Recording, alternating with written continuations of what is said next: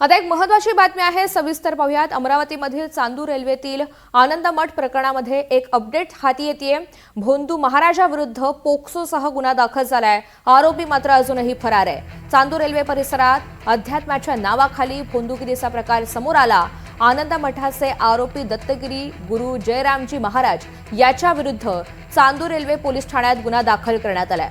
2016 पासून लग्नाचं आमिष दाखवून तब्बल 10 वर्ष लैंगिक, मानसिक आणि आर्थिक शोषण करण्यात आलेलं होतं। तसंच लग्नानंतर पतीपासून घटस्फोट घेण्यास प्रवृत्त केल्याचा गंभीर आरोप करण्यात आलाय।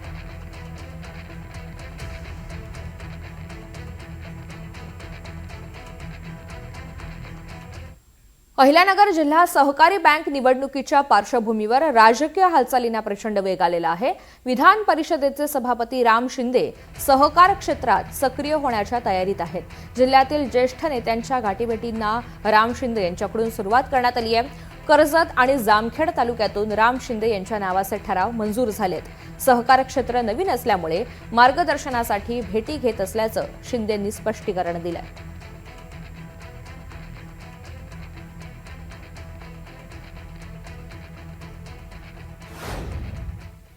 कर्जत आणि जामखेड या दोन्ही तालुक्यामध्ये माझ्या नावाने मतदान आणि उमेदवारीसाठी ठराव झालेला आहे नियमानुसार, आणि त्यामुळे माझ्यासाठी हे नवीन क्षेत्र आहे आणि ॲक्टिव्ह रोलमध्ये मला हे क्षेत्र माहीत होतं, परंतु त्याच्यामध्ये सहभाग घेऊन हे पहिल्यांदा या क्षेत्रासाठी आलो असल्या कारणानं मी विविध नेत्यांच्या, ज्येष्ठांच्या की ज्यांचं मार्गदर्शन आणि अनुभव हा फार मोठा आहे, आणि त्यामुळं आपण कोणत्याही क्षेत्रामध्ये जात असताना आपण एखादा व्यवसाय जरी करायचा असेल तरी पूर्वी हा व्यवसाय कोण करतं, किंवा एखादे शिक्षक जरी व्हायचं असेल तरी आपण ट्रेनिंग घेत असतो। तशा पद्धतीनं मी सगळ्यांच्या गाठीभेटी घेतो आहे आणि त्यांचा अनुभव घेतो आहे, त्यांचं मार्गदर्शन घेतो आहे।